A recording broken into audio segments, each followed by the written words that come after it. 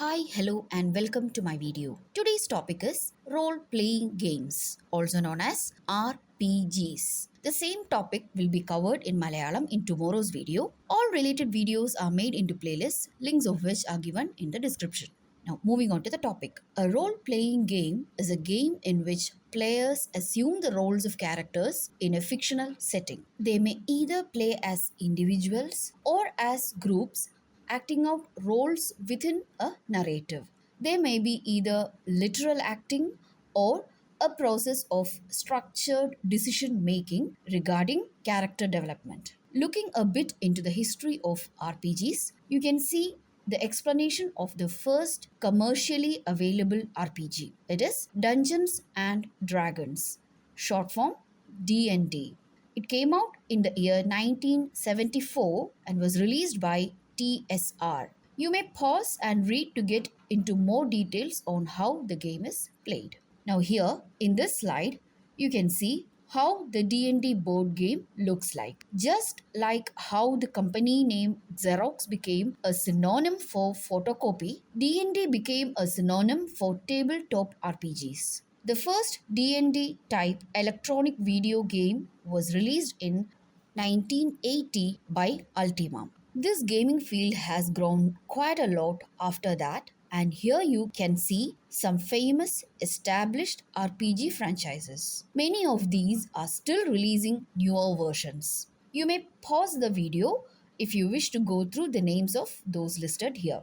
Moving on to MMORPG, also known as massively multiplayer online role playing games. We can find the beginnings of MMORPGs at the time of mainframe computers and mini computers. The first games were text based rather than graphical, especially due to low internet speed. The first graphical MMORPG is Neverwinter Nights. Currently, the most popular second generation MMORPG is World of Warcraft. Let me stress here that there are many MMORPG franchises today, each with their own fan base. Next, let us move on to lit RPGs or interactive fiction. The basic idea is the same as that of the video games that we discussed before. Here, the main characteristic feature is that the importance is given to text or the fiction rather than graphics or its visual appeal. Pictures may accompany the text.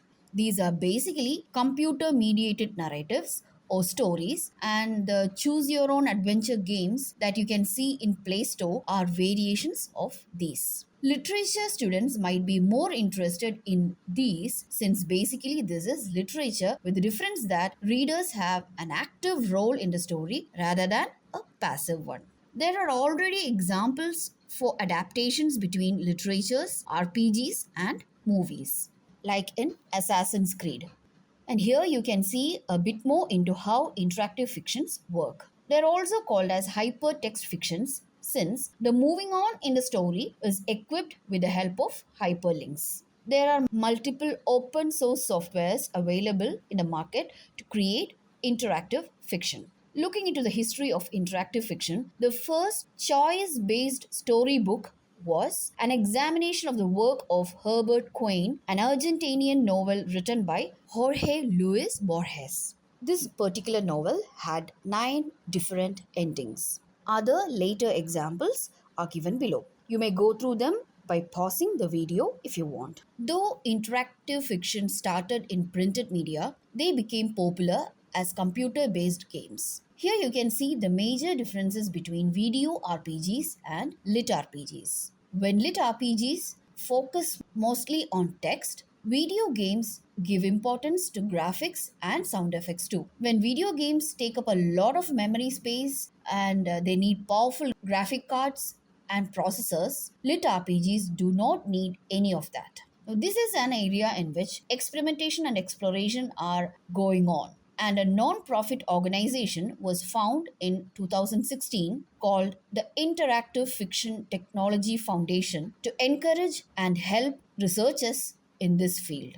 Now, as I mentioned before, there are many interactive fiction creation tools available in the market. I've given here a few examples. One popular open source software still on the run is Twine. To conclude, this is an area where possibilities are yet being explored and where opportunities based on new technology is now available. In the beginnings of its journey, entrepreneurs with technical expertise only were working on it. Now, with open source softwares, the arena is open for others too. With that, we have come to the end of this topic. Please like my video if you found it helpful. Subscribe and click on the bell icon for more of my videos. Thank you.